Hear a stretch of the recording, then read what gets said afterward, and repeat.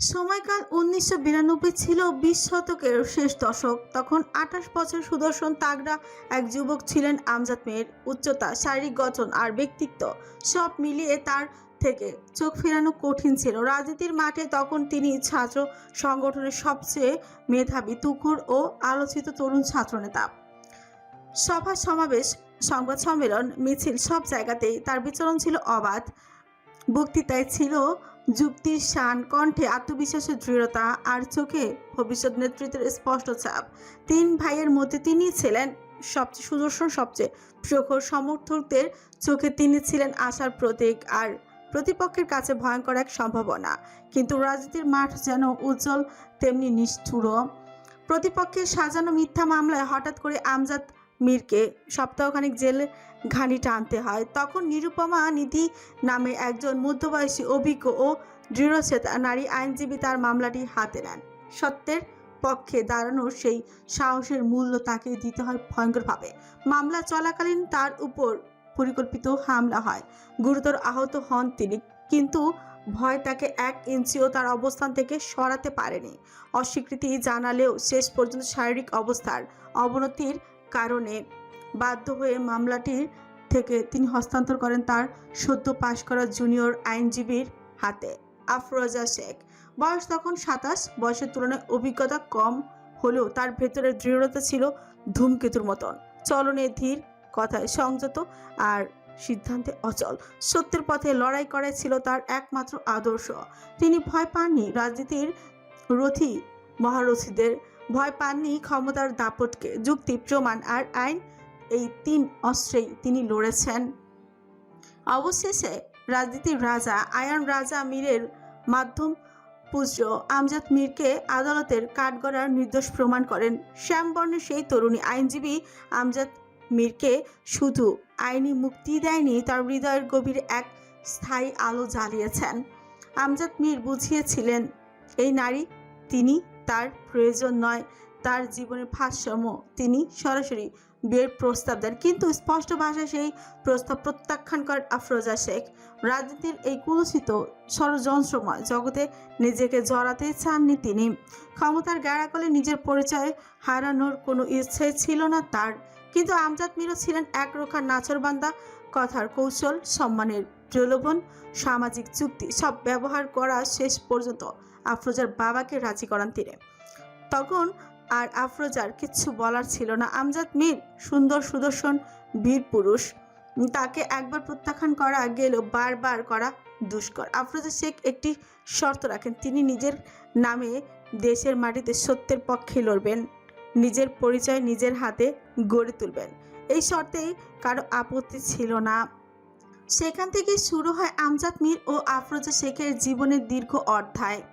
সংগ্রাম, সম্মান আর পারিপার্শ্বিক শ্রদ্ধায় ভরা এক দাম্পত্যের পথ চলা। বর্তমানে বসে সেই পুরনো দিনের কথা ভাবতে ভাবতে আফরোজা শেখ দীর্ঘ নিঃশ্বাস ফেলেন। এতক্ষণ ধরে মনোযোগ দিয়ে তার কথা শুনছিল মেয়েরা। রিদিতা, আহিয়া, জেরিন, সাথে হালিমা বেগমও যোগ দিয়েছেন।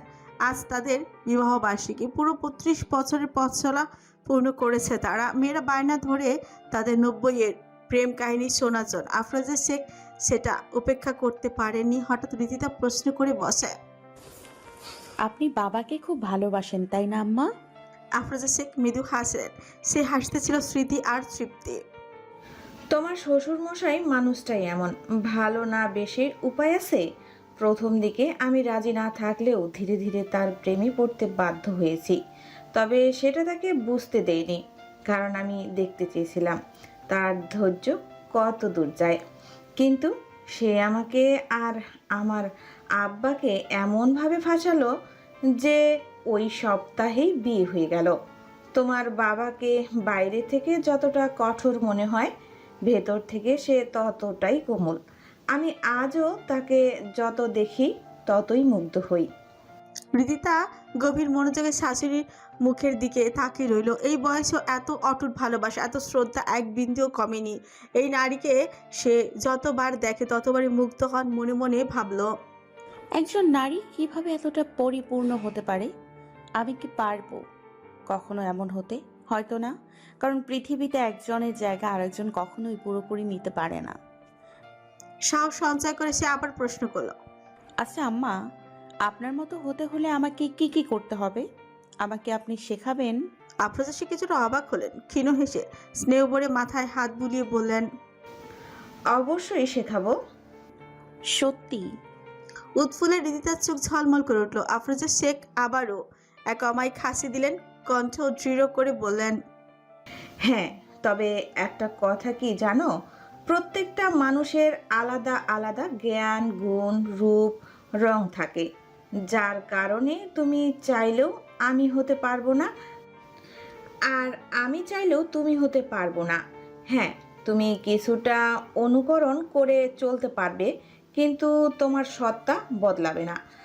ভালো কিংবা খারাপ সবই তোমার নিজস্ব পরিচয়। দিন শেষে তুমি তোমার কাজের মাধ্যমেই বেঁচে থাকবে। তুমিই থাকবে, সেটা ভালো হোক কিংবা মন্দ। প্রতিটি শব্দ হৃদিতার মনে গভীরভাবে দাগ কাটলো। এই কথাগুলো বাস্তবতার সাথে অদ্ভুতভাবে মিলে গেছে। এমন সময় মূল দরজায় জোরে জোরে করাঘাত পড়ল। হলঘরে বসে থাকা প্রত্যেকের দৃষ্টি ঘুরে গেল সেদিকে। শারমিন এসে অসহায় ভঙ্গিতে বললেন, রাত তো কম হলো না আফরোজা, এবার অন্তত ওদের ভিতরে আসতে দাও। তুমিও কি মেয়েদের কথায় তাল মিলিয়ে ওদের বাহিরে দাঁড় করিয়ে রেখেছো? হালিমা বেগম সাথে সাথে সঙ্গে সঙ্গে প্রতিবাদ করলেন, একদম না ভাবিজান, আজকে কেউ ভেতরে আসতে পারবে না, 12টার আগে তো নাই। আহিয়া আর জেরিনো তাল মিলালো সাথে। চাচি আম্মু ঠিকই বলেছে, 12টার আগে আসলে তো সব সারপ্রাইজ নষ্ট হয়ে যাবে। এত কষ্ট করে সব আয়োজন করলাম, কিছুতেই ভিতরে আসতে দেওয়া যাবে না। আফরোজা শেখ অসহায়ভাবে হাসলেন। মেয়েদের পাগলামিকে প্রশ্রয় দিতে গিয়ে তিনি নিজে ফেঁসে গেছেন। এই বয়সে এসে আবার বিবাহবার্ষিকীর আয়োজন। জীবন সত্যি অদ্ভুত। রাতের আকাশ মেঘে আচ্ছন্ন, মৃদু বাতাস বইছে। আদনান ডিউটি শেষ করে বাসায় ঢুকতেই দেখলো মূল দরজার সামনে জড়ো হয়ে বসে আছে। হঠাৎই বুকে সূক্ষ্ম একটা চিনচিন করে উঠল। তবে কি তার আর আহিয়ার বিয়ে নিয়ে কোনো ঝামেলা হয়েছে? এই সন্দেহটা বুকের ভেতরেই পাক খেতে নিশ্চিত হতে দ্রুত তাদের নিকট এগিয়ে যায়। আশফাক মীর নিচে বসে আছেন, মুখে বিরক্তির ছাপ। আমজাদ মীর দাঁড়িয়ে আছেন তার বাবার পাশে, নিচু স্বরে কিছু কথা বলছেন। আহাত হাওয়াই মিঠাইয়ের স্ট্যান্ড কাঁধে নিয়ে কাচের দেয়াল দিয়ে ভেতরে উকি ঝুঁকি দিয়ে কিছু দেখার চেষ্টা করছে। পাশে আদিল, চোখে মুখে কৌতূহল আর অস্থিরতা। সে উৎসুক কণ্ঠে প্রশ্ন করল, সবাই এখানে দাঁড়িয়ে আছো কেন? কি হয়েছে? কথা শেষ না হতেই আদিল তড়িঘড়ি করে এগিয়ে এসে ব্যাখ্যা দিতে শুরু করল। ওটা না হয় বুঝলাম, কিন্তু বাকিরা? এবার আমজাদ মীর গলা পরিষ্কার করে গম্ভীর স্বরে বললেন, তোমার ছোট আম্মা দুবার কল করেছিল, আমি ব্যস্ত থাকায় রিসিভ করতে পারিনি। এখন ডেকে বলেছে আজকে বাইরে রাত কাটাতে। এটা কোনো রাগের কারণ হলো? আদরের চোখ শুরু হয়ে গেল, দৃষ্টি গিয়ে আটকালো আশফাক মীরের উপর। সেই দৃষ্টির ভার বুঝে আশফাক মীর সঙ্গে সঙ্গে আত্মপক্ষ সমর্থনে বলে উঠলেন, আমার কি দোষ বলুন তো? ভাইজানের সহকারী লতিফা আছে না, সে নিচে থেকে কফির অফার করেছিল, আমি সোজা সাপটা না করে দিয়েছি। তবুও কিভাবে যেন তোর চাচি আম্মার কানে খবর পৌঁছে গিয়েছে, এখন হেব্বি রেগে আসে। আদনানের মুখ দিয়ে ফস করে একটা দীর্ঘ নিঃশ্বাস বেরিয়ে এলো। নিজের বাবার দিকে তাকে বিদ্রুপ মেশানো কণ্ঠে প্রশ্ন করল, আর তুমি বাবা, তোমার বউ কি রেগে আছে? সালমান মীর অসহায় ভঙ্গিতে মাথা নাড়ালেন। আমি তো কিছু করি নাই। তোর আম্মু ফোন দিয়ে বলে সবাই যখন বাইরে, আমি একা ভেতরে থাকলে নাকি খারাপ দেখায়, তাই আমাকেও নাকি আজ বাইরে রাত কাটাতে হবে। বল, এটা কোনো ন্যায় হলো? এই কথা আদনানের মাথায় যেন বিস্ফোরণই ঘটে গেল। তার ইচ্ছে করছিল নিজের চুল নিজেই টেনে ছিঁড়ে ফেলতে। শত বাধা, গোপনীয়তা আর ঝুঁকি পেরিয়ে আজ কোনো রকমে বিয়েটা করেছে, আর আজই সবাই মিলে তাকে ভেতরে ঢুকতে দিচ্ছে না। সে ইচ্ছে করে ডিউটি শেষ করে তাড়াতাড়ি বাড়িতে ফিরতে চেয়েছিল, কিন্তু মাঝপথে নাকি নীলাকে হাসপাতালে দেখেই চমকে যায় সে। নীলার অবস্থা নাজুক। আদনান কিছুটা বিভ্রান্ত হয়ে পড়েছিল। কয়েক ঘন্টা আগেও তো নীলার সাথে দেখা হয়েছিল, তখন তো সে বেশ স্বাভাবিকই ছিল। নীলার মতো দৃঢ় মেয়েটা কি নিয়ে এতটা ডিপ্রেশনে চলে গেল আদনান বুঝতে পারছে না। শারীরিক দুর্বলতা, জ্ঞান হারিয়েছে, নার্ভ দুর্বল, আরও অনেক কিছু জটিল সমস্যার কারণে জরুরি বিভাগে নিতে হয়েছে তার পরিবার কেউ নেই সাথে, এমন অবস্থায় তাকে ফেলে রেখে আসাটাও সহজ ছিল না। সব মিলিয়ে ফিরতে দেরি হয়ে গেল, কিন্তু সে ভেবেছিল যাক রাতে নীরবতায় অন্তত আহিয়ার সাথে একটু একান্তে সময় কাটাতে পারবে, অথচ হলো তার উল্টো। সে আহাদের দিকে তাকে তির্যক কঞ্চে বলল, দেখলে বাবা, কোনো কিছু না করে মাঝখান থেকে আমার বাপ বেটা ফেসে গেলাম। আহাদের চোখ দুটো আগুনের মতো জ্বলে উঠলো, হাত দুটো নিষ্পিস করছে আদনানের নাক বরাবর। দুই একটা ঘাপ বসাতে পারলেই তার অন্তর শান্তি পেত, কিন্তু একটা কসমের শেকল তাকে আটকে রেখেছে। হঠাৎ মনে পড়লো দরজায় ধামধাম করে কয়েকটা লাথি মারলো, কণ্ঠ ফাটিয়ে চিৎকার করে উঠল, রিদি দরজা খোলো। আম্মা, আরে কেউ তো খোলো। এবার কিন্তু আমি সত্যি খুব রেগে যাচ্ছি রিদি। রিদি খোলো বলতেছি, না হলে কিন্তু থাপড়ায় চেহারার নকশা পাল্টিয়ে দিব। ভেতরে তার আওয়াজ স্পষ্টই পৌঁছাচ্ছে, কিন্তু আশ্চর্যজনকভাবে কেউই কোনো সাড়া দিল না। এবার আদিল আর চুপ থাকতে পারল না, সেও চেঁচিয়ে উঠল। সে চলে যাওয়ার জন্য ঘুরতে চুপ করে দরজাটা খুলে গেল। আহিয়া, রিদিতা, আদিবা, জেরিন আর ঋতু একসাথে চেঁচিয়ে উঠল, সারপ্রাইজ! মেয়ের বাড়ির সকল পুরুষ সদস্যরা একসাথে চমকে যায়। উপর থেকে ছড়িয়ে পড়ে রঙিন কাগজ। মুহূর্তে শুরু হয় এক হট্টগোল। রাত অনেকটাই গড়িয়েছে। সারা দিনের ক্লান্তি আর বাড়ির উৎসব মুখর পরিবেশ কাটিয়ে নিজের রুমে এসে বিছানা থাপ্পাস করে পড়ল আদনান। বুকের ভেতর জমে থাকা ক্লান্তি, উত্তেজনা আর চাপ একসাথে চেপে ধরেছে তাকে। এসে চান চান হয়ে সিলিংয়ের দিকে তাকিয়ে রইল। ঘরের নীরবতা, নিজের নিঃশ্বাসের শব্দটাও যেন কেমন অস্বস্তিকর লাগছে। তাদের বিয়ের ব্যাপারটা আহাদ আর রিজিতা ছাড়া বাড়ির বড়রা কেউ জানে না। আদনান ভেবেছিল আহাদ তাণ্ডবে বাঁধাবে, বাড়ি মাথায় তুলে ফেলবে, কিন্তু আশ্চর্যজনকভাবে রিদিতা কিভাবে যেন সামলে নিল, পরিস্থিতি হাতের বাইরে যেতেই দিল না। আদনান মনে মনে স্থির করলো সুযোগ পেলে রিদিতাকে ধন্যবাদ জানাবে। শুধু ধন্যবাদ নেই, ক্ষমাও চেয়ে নিবে। একটা ভারী নিঃশ্বাস ছেড়ে এপাশ ওপাশ করতে লাগলো সে। তবু ঘুম আসছে না, বুকের ভেতর কেমন যেন খালি খালি লাগছে। আজকের অনুভূতিটা একেবারে নতুন নতুন নতুন জীবন শুরু করেছে বলেই কি এমন অদ্ভুত অচেনা অনুভূতি, নাকি এটা অন্য কিছু? সে নিজেকে আর সেই অনুভূতিটাকে দমিয়ে রাখতে পারল না। হঠাৎ করে বুকের ভেতরটা তীব্র একটা তাকের জন্ম নিল। এই মুহূর্তে আহিয়াকে এক ঝলক দেখা ভীষণ প্রয়োজন। নিচে এত মানুষের ভিড় ভালো করে দেখতেও পায়নি তার সদ্য বিয়ে করা বউটাকে। যেই ভাবা সেই কাজ, উঠেই ধীর পায় আহিয়ার রুমের সামনে এসে দাঁড়ালো আদনান। আশ্চর্য, এবার আর আগের মতো দ্বিধা কাজ করছে না, ভয় নেই, সংকোচ নেই, এক ধরনের অধিকার বোধ বুকের ভিতর শক্ত হয়ে বসে আছে। সে ঝট করে ভেতরে ঢুকে পড়লো। আহিয়া তখন আয়নার সামনে দাঁড়িয়ে চুল ঠিক করছিল। হঠাৎ আদনান কেমন অসময় নিজের রুমে দেখে শ্বাস প্রশ্বাস রুদ্ধ হয়ে এলো, বুকের ভিতর ধক করে উঠলো, বিস্মিত কঞ্চে বলে উঠল, আদনান ভাই। কিন্তু কথা শেষ করার সুযোগ পেল না। এক ঝটকায় আদনান তাকে টেনে নিজের বক্ষস্থলে এনে ফেললো, শক্ত করে জড়িয়ে ধরলো, মাথাটা চেপে ধরলো বুকের সাথে, যেন এই এক মুহূর্তে সব অস্থিরতা, সব ভয়, সব ক্লান্তি গিলে নিতে চায়। চোখ বন্ধ করে সে গভীর তৃপ্তি এক নিঃশ্বাস নিল। আহিয়া পুরোপুরি বেকুব বনে রইল। কি হচ্ছে, কেন হচ্ছে, কিছু বুঝে উঠতে পারছে না। হতভম্ব চোখে তাকিয়ে রইল। শরীরটা কাজ হয়ে গেছে, শ্বাস নিতে ভুলে গেছে সে। আদনান টের পেল সেটা, ছোটের কোণে চাপা একটা হাসি টেনে হিসিস করে বলল, কি হলো, নিঃশ্বাস নিচ্ছিস না কেন? আমাকে একা ফেলে রেখে মরার ধান্দা করছিস নাকি? আয়া তখন হতবুদ্ধি। আদনান আবারও বলল, কণ্ঠে আদেশের সুর। নিঃশ্বাস ছাড় আহি।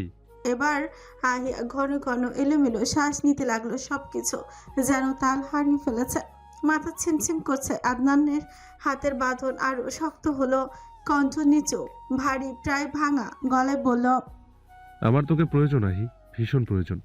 কখন যে তুই আমার জন্য এতটা জরুরি হয়ে গেলি আমি নিজেও টের পেলাম না। একটু থেমে এসে আবারও কণ্ঠ খাদে নামিয়ে বলল, আজ একটা আবদার করবো আহি। কি আবদার?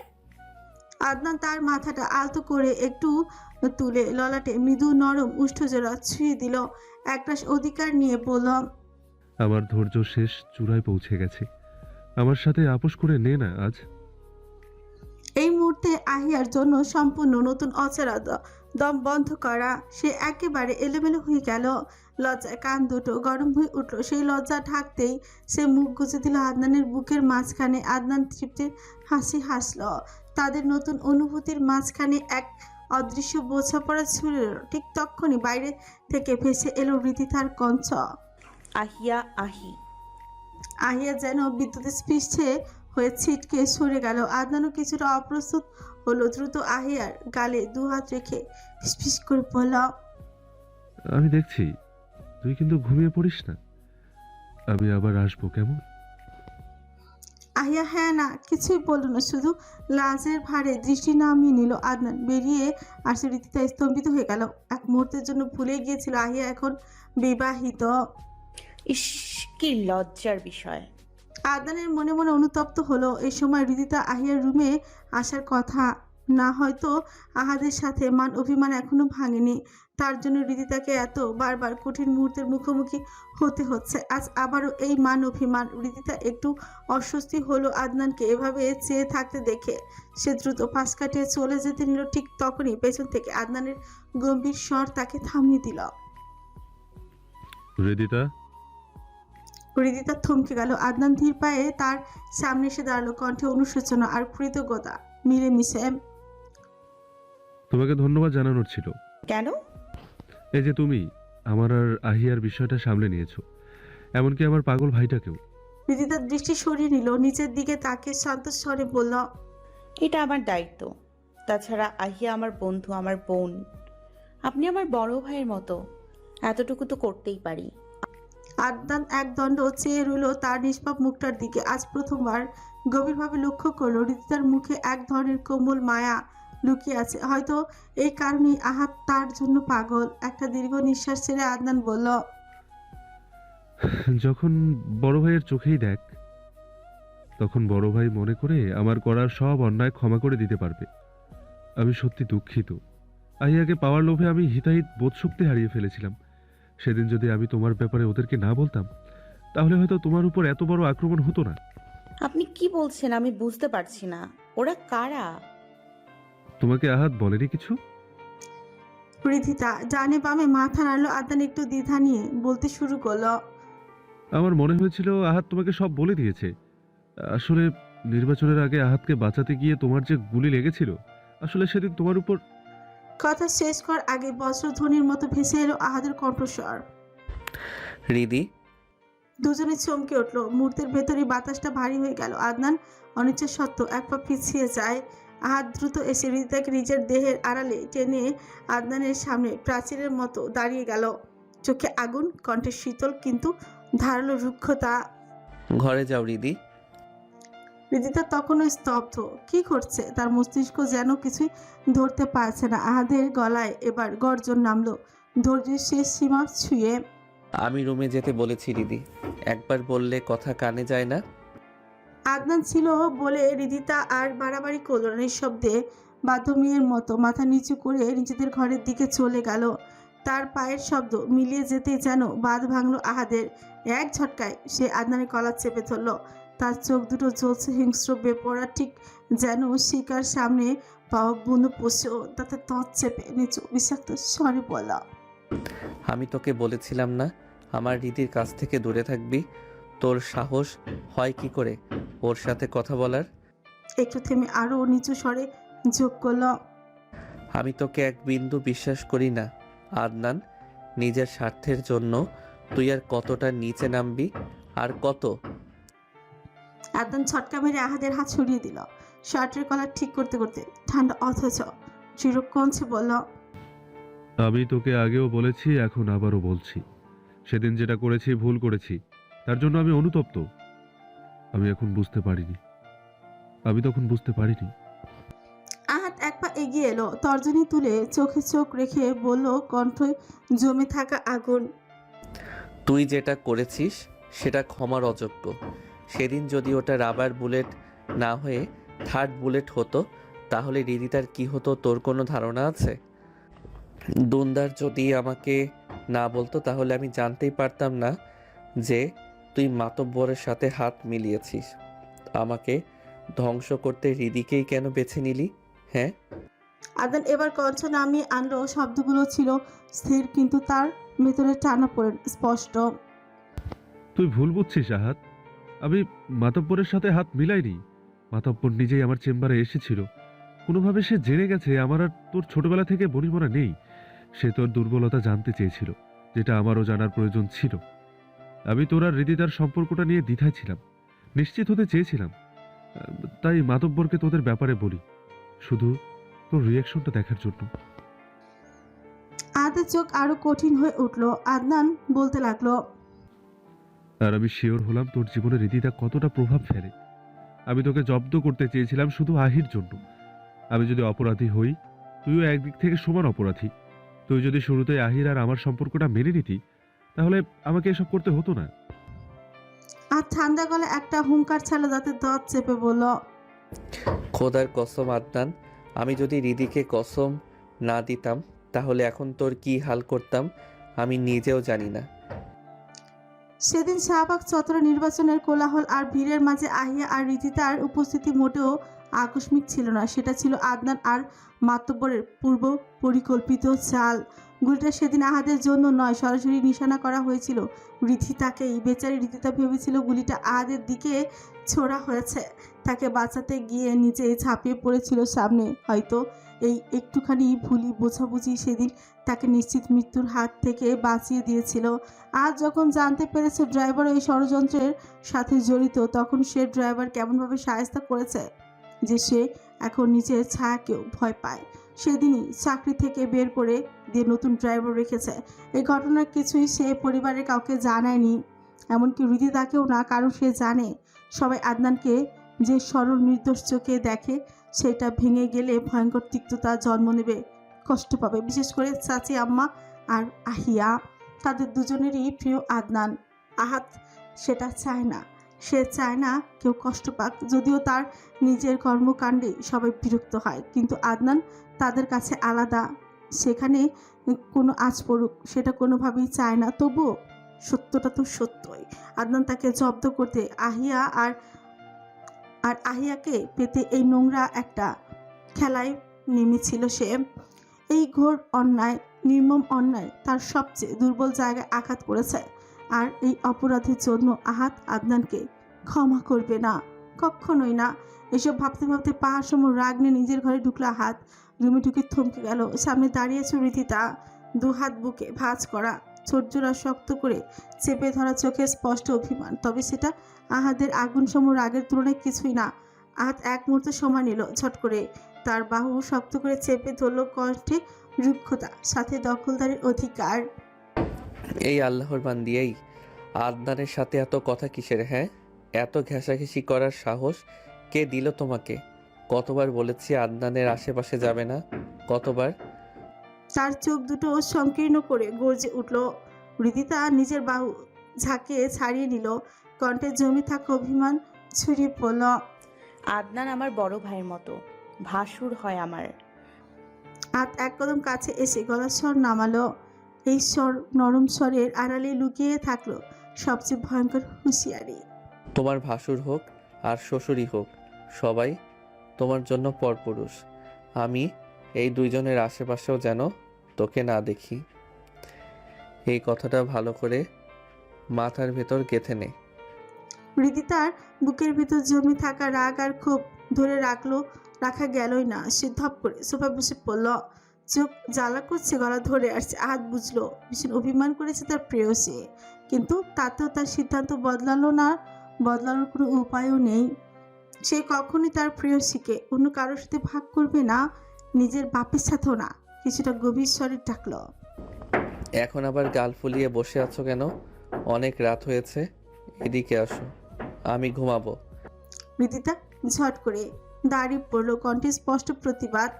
আমি আপনার সাথে ঘুমাবো না, আপনি এখানেই থাকেন। আমি আজ আম্মার সাথে ঘুমাবো। এই কথা বলে সে দরজার দিকে এক পা বাড়াতে হাত বজ্র নিনাদের মতো হুঙ্কার ছাড়ল, এক পা দরজার বাইরে দিয়ে দেখ, জানো ঠ্যাং ভেঙে গলায় ঝুলিয়ে দিব। আহ্লাদ পেয়ে পেয়ে মাথায় উঠে যাচ্ছিস একদম, বজ্জাত বেডি। হৃদিতা ছোঁচ কামড়ে বাধ্য মেয়ের মতো আবারও জায়গায় গিয়ে বসলো। ঘরটা নিস্তব্ধ, ভালোবাসা আর দখলদারিত্বের সংঘর্ষে বাতাস ভারী হয়ে রইল। সময় তার নিজস্ব স্রোতে গড়িয়ে যায় নিঃশব্দে, নির্দয় ভঙ্গিতে। স্মৃতির পাতা উল্টাতে উল্টাতে কেটে গেল বেশ কয়েকটা দিন। এরই মধ্যে আনিকাদের প্রথম সেমিস্টারের পরীক্ষা শেষ হয়েছে।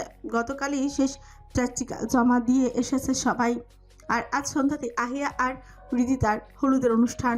বাড়ি জুড়ে উৎসবের প্রস্তুতি। আনিকা আর নীলার আরও আগে বের হওয়ার কথা ছিল, কিন্তু আনিকার উঠতেই দেরি হয়ে গেল। কারণটা খুব সাধারণ। রাত জেগে শাইনির সঙ্গে কথা বলছে বলে ভুল হবে এক প্রকার ঝগড়া করছে। সেদিনের পর থেকে শাইনির মুখে একটাই বাক্য প্রতিদিন অবিরাম বলছেন, চলেন বিয়ে করি। ঘুম ভাঙলো আবার সেই শাহিনের কলেই।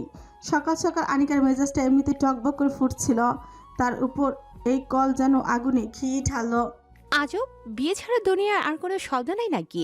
কথায় কথায় বিয়ে বিয়ে বিয়ে কি ডাল ভাত নাকি? মানছি আমিও বিয়ে করতে চাই, তাই বলে এমন কথা নেই বার্তা নেই। বুবু এখন হাফ টিকিট। রাগে নিচে পকপক করতে করতে রেডি হতে লাগলো আনিকা। তার মায়ের কান এড়িয়ে গেল না এই বকবকানি। পাশের ঘর থেকে এসে উনি উকি দিয়ে বললেন, কিরে সকাল সকাল কার সঙ্গে কথা বলছিস এমন করে? কপাল আম্মা কপাল, আমার কপালের সাথেই কথা বলতেছি। বুড়া হয়ে যাইতেছি আর তোমরা এখনো আমার বিয়ে দিতে পারতেছো না। আমি কি সারা জীবন এমনই থাকবো? বিয়ে সাথে দিবা না? আনিকা তাতে দাঁত চেপে উত্তর দিল। আনিকার মা তার অগোছালো কাপড় চোপড় গুছাতে গুছাতে নির্বিকার কঞ্চে বললেন, দিব না কেন? তুই মেয়ে মানুষ, একদিন না একদিন বিয়ে তো দিতেই হবে। তার জন্য ভালো ছেলে পাওয়া লাগবে না? আর কবে দিবা আম্মু? আমার এক পা কবরে চলে গেছে। কবে আমার বিয়ে হবে আর কবে 3টা বাচ্চা হবে? তিনি এবার তীক্ষ্ণ দৃষ্টিতে মেয়ের দিকে তাকিয়ে বললেন, এক পা কবরে গেছে ওনার। আমার থেকে বয়স বেশি তোর? তোর মতো বেহায় মেয়ে আমি দেখি নাই। এই বয়সে আমরা লজ্জায় বিয়ের নাম মুখে আনতাম না, আর তুই বিয়ের জন্য এমন পাগল হয়ে গেছিস? তোরে সাদে কি বসায় রাখছি? তুমি বুঝবা না আমার দুঃখ। তোমার তো বিয়ে হয়ে গেছে, 2টা বাচ্চাও আছে, সুখের সংসার আছে, তাই পরের দুঃখ বুঝবা না। অসভ্য। এই এক শব্দ ছুড়ে দিয়ে মা ঘর থেকে বেরিয়ে গেলেন। আনিকা ব্যাগ কাঁধে নিয়ে শাড়ির আঁচল সামলাতে সামলাতে গজ গজ করতে করতে বাসা থেকে বেরিয়ে এলো। ঠিক তখনই সামনে চোখ পড়ল শাহিন। সবুজ রঙের পাঞ্জাবি, হাতা গোটানো, চোখে কালো চশমা, গায়ে হলুদ ওড়না পেঁচানো, সব মিলে মাশাআল্লাহ একদম কাঁচা পাকা পেয়ারার মতো লাগছে। ভাবতে আনিকার হাসি পেয়ে গেল। সেই হাসি চোখ এড়ানো শাহিনের। সে চশমা খুলে শির তুলে প্রশ্ন করল, আপনি হাসছেন কেন? আমাকে দেখে কি জোকার মনে হলো? আপনি তো বেশ বুদ্ধিমান, কি করে বুঝলেন আমার মনের খবর? আমি বুঝবো না তো কে বুঝবে? আপনাকে বিয়ে করব আর আপনার মনের খবর জানবো না তা হয়? আবার সে বিয়ে। আনিকার ঠোঁট শক্ত হয়ে গেল।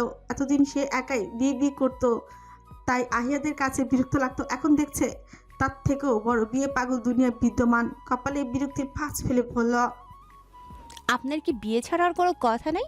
আর এখানে কেন এসেছেন? কেউ দেখে ফেললে আপুকে বলে দেবে, তখন কি হবে? কি আর হবে, বিয়ে হয়ে যাবে। আপনি কেন এসেছেন? বিয়ে করতে। চলেন বিয়ে করি। শুধু বিয়ে বিয়ে বিয়ে, সমস্যাটা কি আপনার? সমস্যা তো অনেক। ঘুমালে চোখে কিছু দেখি না, চোখ খুললে সরিষার বাগান দেখি, খাইলে খিদে লাগে না, মাথা ঝিমঝিম করে, আরো বড় বড় রোগ আছে। তো ডাক্তার দেখান। দেখাইছি, ডাক্তার বলছে বিয়ে করতে। বিয়ে করলে চোখে ভালো দেখবেন। চলেন বিয়ে করি। বেহায়া, বদমাইশ, নির্লজ্জ লোক একটা। নির্লজ্জ না হলে বিয়ে করব কিভাবে? আনিকা আর কোনো উত্তর খুঁজে পেল না, যাতে দোয়াত চেপে সামনে একটা ফাঁকা রিক্সা পেয়ে ছট করে উঠে পড়ল। শাহিন যে গাড়ি নিয়ে দাঁড়িয়েছিল সেটা বৃথাই যাক, এই মুহূর্তে সেটা নিয়ে তার কোনো মাথা ব্যথাই নেই। সেও 1 সেকেন্ড দেরি না করে আনিকার পাশে উঠে বসলো রিক্সায়। আনিকা একটু সরে বসলো, তবুও কিছু বলল না। একটা অদ্ভুত অনুভূতি বুকের ভেতর খেলা করতে লাগলো। তারও পিছু নিতে পারে কেউ, তার জন্য কেউ পাগলামি করছে, এটা ভেবে বেশ ভালোই লাগছে তার। ছোটের কোণে অজান্তে একটা মৃদু হাসির রেখা ফুটে উঠল। শাহিন সেটা লক্ষ্য করলো। এবার তার মুখেও মৃদু হাসির রেখা দেখা গেল। দুটো মনে যে একজনের জন্য অপ্রকাশিত, এক একজনের জন্য অপ্রকাশিত অস্বীকৃত অনুভূতি বহন করছে। তা যে কেউ দেখলে অনায়াসে বলে দিতে পারবে। মীর হাউস আজ আলোর মোড়া এক রাজকীয় প্রাসাদ। ছাদের কার্নিশ পেয়ে বেশ ঝুলে থাকা সোনালী রঙের ছোট ছোট মরিচ বাতিগুলো বাতাসে দুলে দুলে আলো ছড়াচ্ছে চারিপাশে। বাগান থেকে শুরু করে মূল ফটক পর্যন্ত প্রতিটি ইঞ্চি ঝলমলে উৎসবের সূর্যের মতো বিছিয়ে দিয়েছে। পুরো বাড়িটা লোকালয়ে ঢেউয়ে কাঁপছে। নিরাপত্তার দিকেও কোনো ঘাটতি রাখেনি আমজাদ মীর। স্বাভাবিকের তুলনায় দ্বিগুণ গার্ড মোতায়েন করা হয়েছে চারিপাশে। প্রত্যেকে আমন্ত্রিত অতিথিকে কার্ড যাচাই করে ভেতরে প্রবেশ করাচ্ছেন তত্ত্বাবধায়করা। কারণটা ছোট নয়, মীর বাড়ির 2 পুত্র এবং এক কন্যার একসাথে বিয়ে। এমন উপলক্ষ এলাকা গমগম করছে। বড় বড় কেন্দ্রীয় এমপি, রাজনৈতিক নেতা, উচ্চ পদস্থ কর্মকর্তা থেকে শুরু করে দূর দূরান্তের আত্মীয় স্বজন কেউই বাদ পায়নি। রিদিতাদের গ্রাম থেকেও এসেছে পুরো পরিবার, সাথে আরও কিছু আত্মীয়। সব মিলিয়ে মীর হাউস এখন বিশাল কর্মযজ্ঞের কেন্দ্রস্থল। গায়ে হলুদের অনুষ্ঠান প্রায় শুরু হয়ে গেছে, অথচ রিদিতা এখনো গাল ফুলিয়ে বসে আছে এক কোণে। কারণ একটা আহাত তার সাজ নষ্ট করে দিয়েছে। কত যত্ন করে পার্লারের লোক এসে নিখুঁত পরিমিত সাজে তাকে সাজিয়ে দিয়ে গেছে, অথচ সবই আহাদের হাতে লেপটে গেছে। তার যুক্তি অনুযায়ী এত সাজের কি দরকার? তার প্রেয়সী এমনিতে সুন্দর, তার উপর বেশি সাজলে নাকি সে তার প্রেয়সীকে চিনতেই পারে না। এই আজব যুক্তির কোনো মানে আছে? রিদিতা খুঁজেই পায় না। এখন সে জেদ ধরে বসে আছে, বিয়েই করবে না। আহিয়া, জেরিন, আনিকা, হালিমা মিলে সবাইকে বোঝানোর চেষ্টা করছে, কিন্তু রিদিতার এক কথা, সে কিছুতে স্টেজে যাবে না, যাবেই না। এদিকে কনেদের জন্য অপেক্ষা করছে গোটা আয়োজন। শেষমেশ আফরোজা শেখ অনেক বুঝিয়ে সুঝিয়ে তাকে নিয়ে এলেন। চোখে মুখে হালকা সাজ, পরিমিত অলংকার। এই বিশাল ভিড়ের মাঝে তাকে সবচেয়ে সাধারণ লাগছে। বাকিরা সবাই ভারী সাজে সজ্জিত, ঝলমলে চাকচিক্যপূর্ণ। রিদিতার চোখ ছলছল করে ওঠে। সে আনিকার কানে ফিসফিস করে বলে, তিনি কি আদৌ বিয়ের পাত্রী, নাকি বিয়েতে আসা কোনো মুসাফির যাত্রী? আনিকা মজা নেওয়ার জন্য আরো উস্কে দিল, দোস্ত, ওরা তো আমার থেকেও বেশি সেজেছে, দেখ। আমি কি সবসময় সাজি বল? প্রথম বিয়েতে তো তেমন সাজিনি, এবার একটু সেজেছি, তাও ওই বজ্জাত ব্যাটার সব নষ্ট করে দিল। থাক দোস্ত, কষ্ট পাইস না, বাচ্চা থাকলে আবার বিয়ে হবে। আমার এখন খুব রাগ হচ্ছে। জমিয়ে রাখ, কাজে লাগবে। আহিয়া আর রিদিতা পাশাপাশি বসে। তাদের 2 পাশে এসে বসেছে আদনান আর আহাত। একে একে বড়রা এসে হলুদ ছুঁয়ে দিচ্ছে। আশীর্বাদের হলুদে ভরে উঠেছে চারিপাশ। কিন্তু আহাত ধীরে ধীরে অধৈর্য হয়ে উঠেছে। হলুদ লেগে তার মুখ কেমন কিটকিট করছে। লোক চক্ষুর আড়লে সে রিদিতার শাড়ির আঁচল চেনে নিজের গালের হলুদ মুছে নিল। যেন শান্তি ফিরে এলো। মুখে স্বস্তির হাসি নিয়ে তাকাতেই দেখে রিদিতা ঘটমট করে তাকিয়ে আছে। মুহূর্তে তার হাসি মিলিয়ে গেল। ফিটফিট করে বলল, এই রে, সেরেছে। আপনি এটা কেন করলেন? রাগে কাপা কাদো কাদো স্বরে বলল রিদিতা। আহাত আশেপাশে চারপাশে একবার তাকালো। চারিদিকে বড় বড় নেতা, মন্ত্রী, গুরুত্বপূর্ণ মানুষ। এই ভিড়ের মাঝে সে কিভাবে সামলাবে তার প্রেয়সীকে? ছোট্ট ঘটনা বড় শিরোনাম হয়ে যেতে পারে। গলা নরম করে বলল, জানো, বিশ্বাস করো, আমার গালটা জ্বলছিল। তো টিস্যু ছিল না? আপনার রুমালও তো আছে।